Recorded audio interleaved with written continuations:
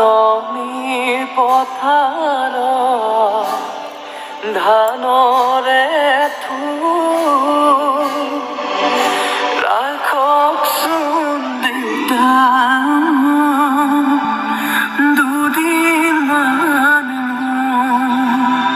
ৰাখিম কেনে কৰি আইজনী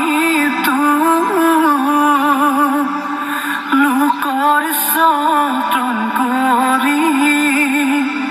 লৈ যাব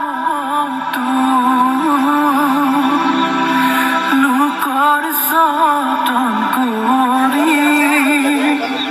লৈ যাব যাবৰে সময়